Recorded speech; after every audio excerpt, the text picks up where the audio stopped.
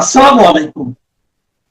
প্রিয় দর্শক, অন্য মঞ্চের আলোচনায় আপনাদের সকলকে আমন্ত্রণ জানাচ্ছি।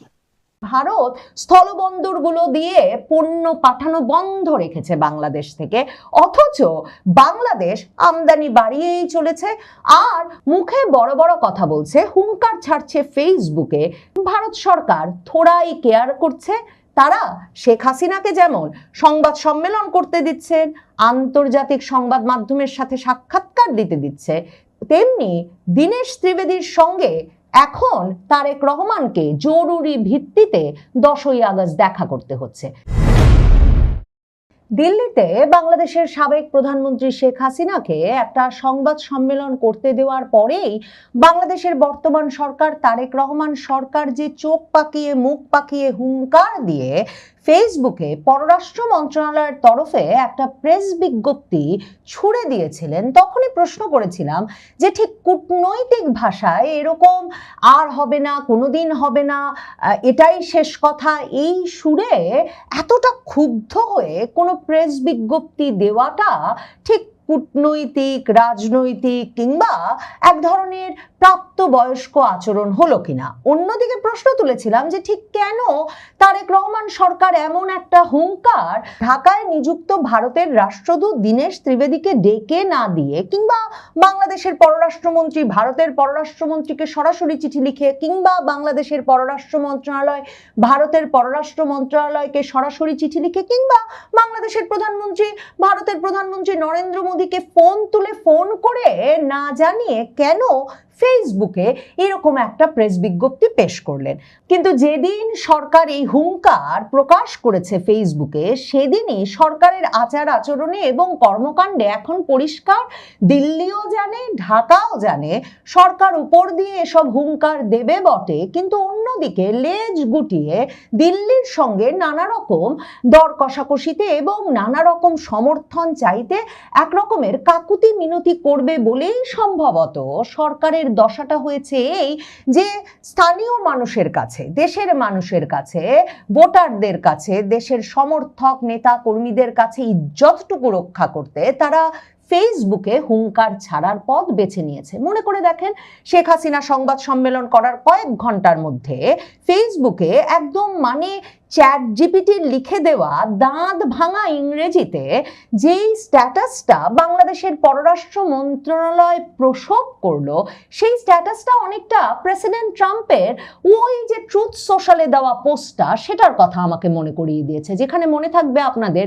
সেই কত মাস আগে প্রেসিডেন্ট ট্রাম্প বলে দিয়েছিলেন আজই হবে ইরানের সভ্যতার শেষ দিন, আজকেই নাকি আমেরিকা এমন বোমা সব ফাটাবে ইরানের বুকে যে ইরানের সভ্যতা চিরতরে মানব জাতির মধ্য থেকে নিঃশেষ হয়ে যাবে, আর কোনো চিহ্ন খুঁজে পাওয়া যাবে না। এরপরে 6 মাস ধরে এখন ইরান এমন যুদ্ধ করছে যে প্রেসিডেন্ট ট্রাম্পের যুক্তরাষ্ট্রেরই নিঃশেষ হওয়ার অবস্থা হয়েছে। শুধু তাই নয়, অন্তত যে প্রেসিডেন্ট ট্রাম্পের ক্ষমতার চেয়ারটা একদম নড়বড়ে হয়ে গেছে, তিনি যে মহা বিপদে পড়েছেন, সেটা মার্কিন যুক্তরাষ্ট্রের সকল বিশ্লেষক এবং সারা পৃথিবীতেই সংবাদ মাধ্যমগুলো থেকে শুরু করে আকেলমান্দ সকলে লিখছেন।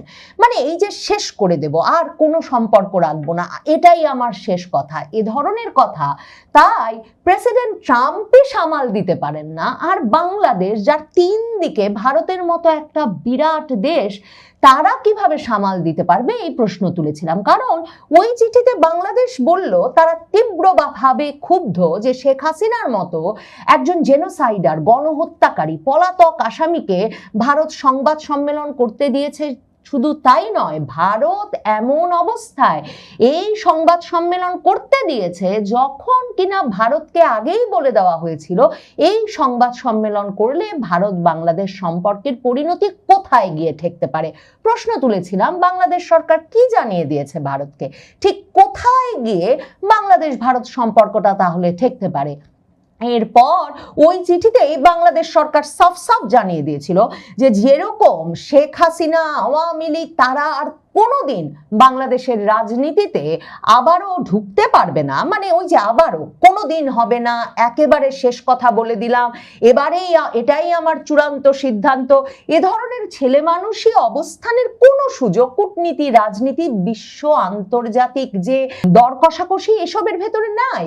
কিন্তু বাংলাদেশের পররাষ্ট্র মন্ত্রণালয় ওই যে ফেসবুকে হাততালি পেতে যে বিবৃতি দিল, সেখানে কিন্তু এই কথাটা লিখলো যে শেখ হাসিনা আওয়ামী লীগ আর জীবনেও বাংলাদেশে ঢুকতে পারবে না, এবং তারা বলে দিল সবাইকে মনে রাখতে হবে বাংলাদেশ আর কোনোদিন কারো ক্লায়েন্ট স্টেট অনুগত রাষ্ট্র হবে না। আরে ভারত কি আপনাদেরকে চিঠি দিয়ে লিখে বলেছে যে ভারতের অনুগত রাষ্ট্র হতে হবে? অথচ দেখেন তারেক রহমান সরকারের আনুগত্য আর নির্ভরশীলতা কোন পর্যায়ে গিয়ে ঠেকেছে।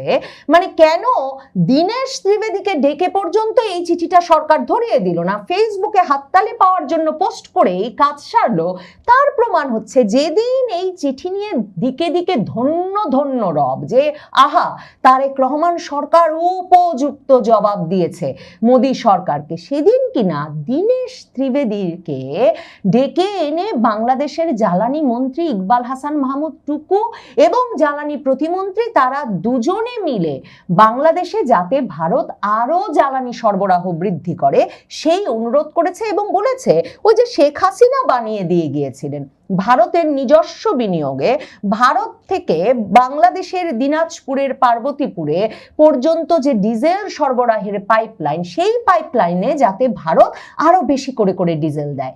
সেই ইরান যুদ্ধ লেগেছে পর থেকে ফেব্রুয়ারি থেকে বাংলাদেশকে জ্বালানি সরবরাহ করে একরকম টিকিয়ে রেখেছে যে দেশ, সে দেশকেই আবার হুমকি দিচ্ছে বাংলাদেশ সরকার যে শেখ হাসিনাকে সংবাদ সম্মেলন করতে দিলে ভারত বাংলাদেশ সম্পর্কটা কোথায় যাবে সেটা তারা জানে। বাংলাদেশের পররাষ্ট্র প্রতিমন্ত্রী বলছেন যে ভারতকেই ঠিক করতে হবে বাংলাদেশ ভারত সম্পর্কটা কোন দিকে যাবে, আর ওদিকে জ্বালানি মন্ত্রী ডেকে রীতিমতো অনুনয় বিনয় করছেন ভারতের রাষ্ট্রদূতকে দীনেশ ত্রিবেদীকে যাতে তারা আরো বেশি বেশি করে ডিজেল সরবরাহ করেন। কারণ সেই ফেব্রুয়ারি থেকে ভারত আসলে বাংলাদেশের ডিজেল সরবরাহটা টিকিয়ে রেখেছে। ডিজেল হচ্ছে বাংলাদেশের সবচেয়ে বেশি কাজে লাগে যে জ্বালানিটি, যেই জ্বালানির সবচেয়ে বেশি চাহিদা সেটি হচ্ছে ডিজেল, এবং প্রায় 45 লাখ টনের মতো ডিজেল লাগে বাংলাদেশে, আর 7-7.5 লাখ টন ডিজেল আমরা পরিশোধনের মাধ্যমে অপরিশোধিত তেল পরিশোধন করে আমরা তৈরি করতে পারি। তাহলে দেখেন পুরোটাই বাকিটা নির্ভরশীলতা। এবং সেই ইরান যুদ্ধের সময় যখন সমুদ্রপথে জ্বালানি আনা প্রায় অসম্ভব হয়ে গেল এবং তারেক রহমান সরকার ইরান সরকারকে পর্যন্ত খেপিয়ে তুললেন যে খামেনির মৃত্যুর পর শোক না জানিয়ে যাতে কিনা তারা হরমুজ প্রণালী বাংলাদেশের জন্যও বন্ধ করে দিল, এ পরিস্থিতিতে ভারত ডিজেল সরবরাহ না করলে তখন রীতিমতো সেচ বন্ধ হয় বাংলাদেশে, এবং কৃষকের সেচ বন্ধ হলে তখন বাংলাদেশে একটা খাদ্য সংকট তৈরি হয়। ওই সময় থেকে এখন পর্যন্ত ভারত 45,000 টনের বেশি ডিজেল বাংলাদেশকে সরবরাহ করে গেছে। অথচ সেই ভারতকে বাংলাদেশ চোখ পাকিয়ে বলছে যে বাংলাদেশ আর কোনোদিন কারো ক্লায়েন্ট স্টেট হবে না, অনুগত রাষ্ট্র হবে না। কই, বাংলাদেশকে তো অনুগত রাষ্ট্র হওয়ার আহ্বান জানায় নাই ভারত। 45,000 টন ডিজেল পাঠিয়ে গত কয়েক মাসে ব্যাপক বৈশ্বিক সংকটকালে শুধু কি ডিজেল, দেখেন কাঁচা মরিচের দাম উঠেছিল 350 টাকা কেজি, সেই কাঁচা মরিচের দাম যে 130-150 টাকা কমে এসেছে তার কারণ যেদিন বাংলাদেশের পররাষ্ট্র মন্ত্রণালয় ব্যাপক হুমকি ধামকি দিচ্ছে ভারত সরকারকে, সেদিন কিনা ভোমরা, বেনাপোল সহ বাংলাদেশের সকল স্থলবন্দর দিয়ে কাঁচামরিচ ঢুকছে 100 টন ভারত থেকে। যেই ভারতের ওপর চাল, ডাল, তেল, কাঁচামরিচ এই সব বিষয়ে একটা নির্ভরশীলতা, এবং নির্ভরশীলতাটা স্বাভাবিক যেহেতু 3 দিক ঘিরে ভারত, এবং ভারত একটা বিরাট দেশ, তাদের উৎপাদনও অনেক অনেক বেশি, এবং যেখানে বাংলাদেশে চাল, ডাল, তেল এ ধরনের নিত্য প্রয়োজনীয় দ্রব্য, কাঁচামরিচ পর্যন্ত বা পেঁয়াজ, এসব নিত্য প্রয়োজনীয় দ্রব্যের দাম এক রকমের আকাশ ছোঁয়া হলে সরকারের ভিত নড়ে যায়।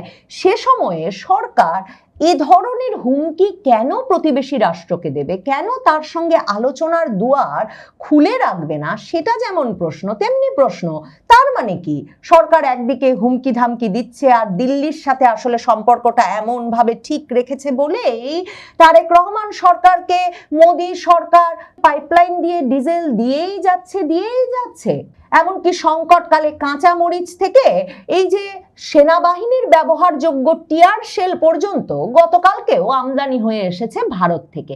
এই যে ভারত থেকে ক্রমাগত আমদানি বাড়ছে আর বাংলাদেশ সরকার খেলছে না না ভারতের সাথে আমরা কোনো সম্পর্ক রাখবো না, শেখ হাসিনা যতদিন ভারতে আছেন ততদিন, সেই খেলাটা কিন্তু শুরু করেছিলেন ইউনূস সরকার। ইউনূস সাহেব এই বক্তব্য দেশি বিদেশি মিডিয়ায় দিয়েছিলেন যে ভারতের উপর থেকে নির্ভরশীলতা আমরা কমিয়ে আনবো এবং আমরা ভারতের সঙ্গে বাণিজ্য আমরা কিছুতেই স্বাভাবিক করতে পারি না যতদিন পর্যন্ত শেখ হাসিনাকে ভারত আশ্রয় দেবে। অথচ অন্যদিকে দেখেন ভারত মাসের পর মাস ভিসা বন্ধ রেখেছে, ভিসা নতুন করে চালু করেছে বটে কিন্তু এখনো সেটা পরিমাণে ভীষণ রকমের কম। অন্যদিকে ভারত তার ইচ্ছা মতো পুশিন, যেই কাজটা তারা বহু বছর ধরে করতে চাইছিল, মানে বহু বছর ধরে বিজেপির কথা হচ্ছে বাংলাদেশের লোকেরা অবৈধ অনুপ্রবেশ করে ভারতের কাজ সম্পদ সব নষ্ট করছে ভারতে ঢুকে, এবং তারপর শেখ হাসিনা সরকারের সঙ্গে ঘনিষ্ঠ সম্পর্কের কারণে তখন তারা পুশিন করার সাহস পেত না। এখন মোদী সরকার সেই 2025-এর মে থেকে ইউনূস আমল থেকে যে পুশিন করে যাচ্ছে অবৈধ অনুপ্রবেশকারী বাংলাদেশিদের নামে, সেই পুশিন তারা অব্যাহত রেখেছে। তারা ট্রান্সশিপমেন্ট সুবিধাটা বন্ধ করেছে, মানে যার মাধ্যমে বাংলাদেশ থেকে স্থলপথে ভারতের বিমানবন্দর পর্যন্ত যে ভারত থেকে বিমান ধরে ইউরোপ সহ বিভিন্ন দেশে বাংলাদেশের তৈরি পোশাক রপ্তানি করা যেত, সেই পথটা তারা বন্ধ করে রেখেছে। ভারত স্থলবন্দরগুলো দিয়ে পণ্য পাঠানো বন্ধ রেখেছে বাংলাদেশ থেকে, অথচ বাংলাদেশ আমদানি বাড়িয়েই চলেছে আর মুখে বড় বড় কথা বলছে, হুঙ্কার ছাড়ছে ফেসবুকে। ভারত সরকার থোড়াই কেয়ার করছে। তারা শেখ হাসিনাকে যেমন সংবাদ সম্মেলন করতে দিচ্ছেন, আন্তর্জাতিক সংবাদ মাধ্যমের সাথে সাক্ষাৎকার দিতে দিচ্ছে, তেমনি দীনেশ ত্রিবেদীর সঙ্গে এখন তারেক রহমানকে জরুরি ভিত্তিতে 10ই আগস্ট দেখা করতে হচ্ছে।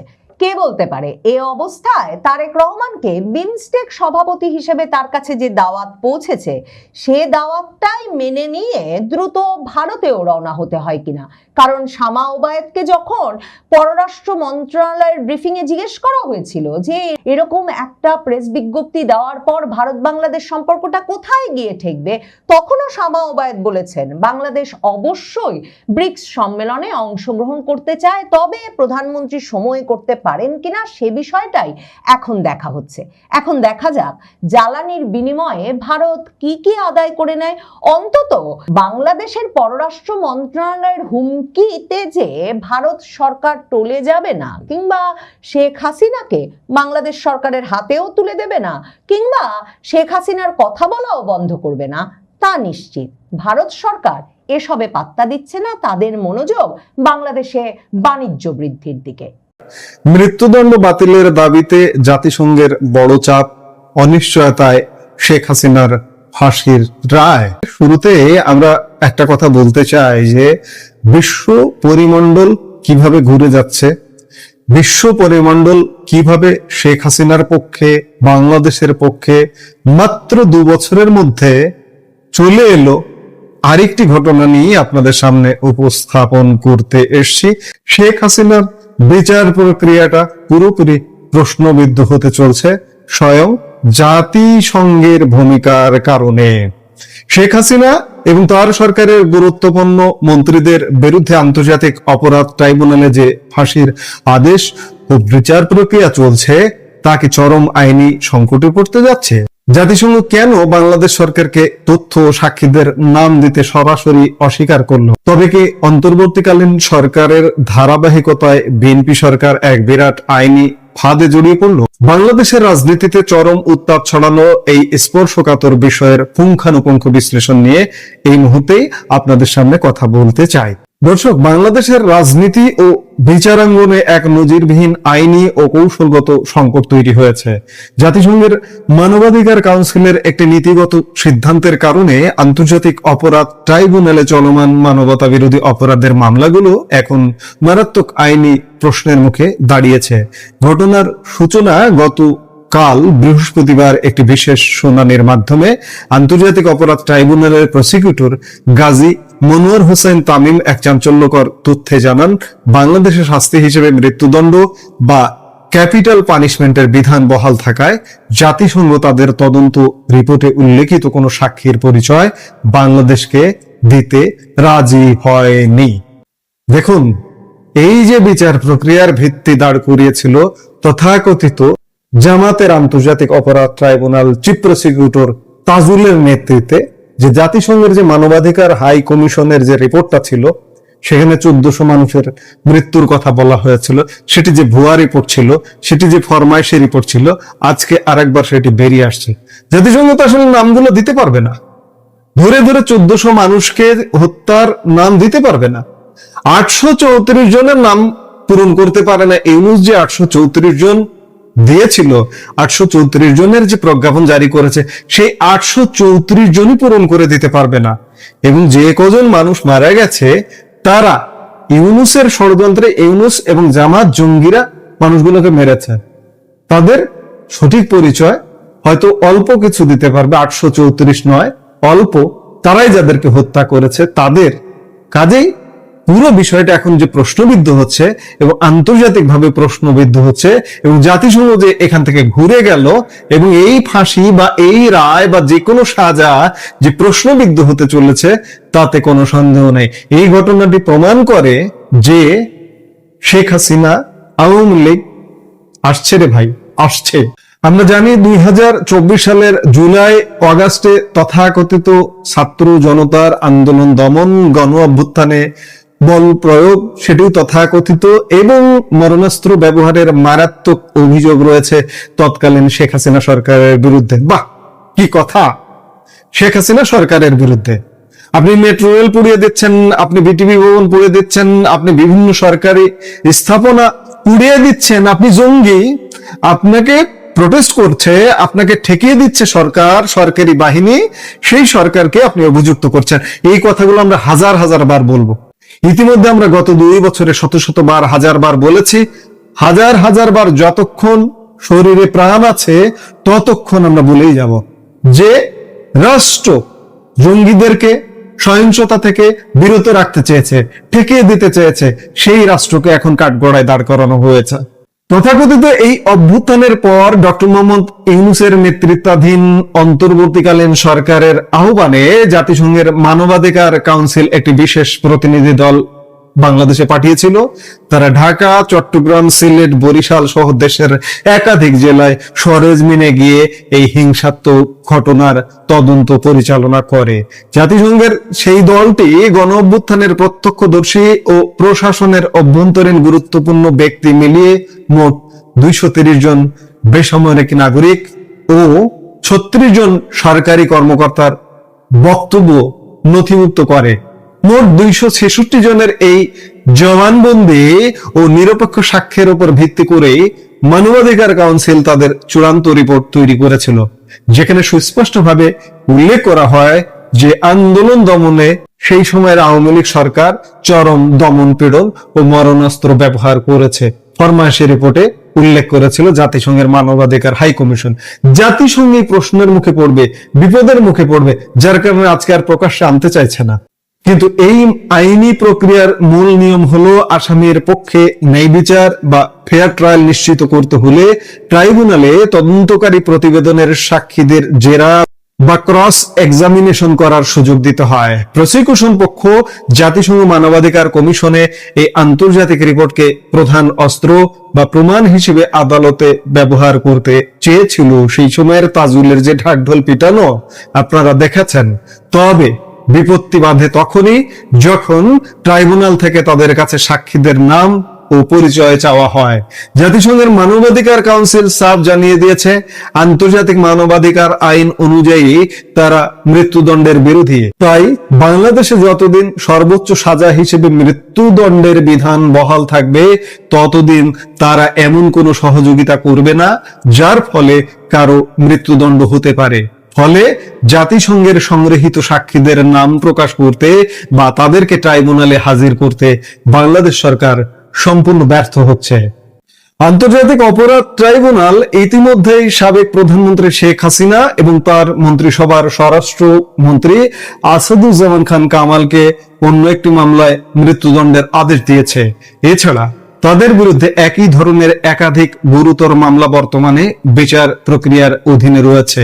কিন্তু আইনি বিশ্লেষকরা মনে করছেন, পূর্ববর্তী মামলাগুলোতেও যেহেতু জাতিসংঘের মানবাধিকার কাউন্সিলের প্রতিবেদনকে প্রাথমিক সত্যতার প্রমাণ হিসেবে ব্যবহার করা হয়েছে, তাই এখন আন্তর্জাতিক মানবাধিকার কমিশনের আন্তর্জাতিক নিরপেক্ষতা এবং সাক্ষীদের জেরা না করতে পারার আইনি দুর্বলতার সুযোগ নেবেন আসামি পক্ষের আইনজীবীরা।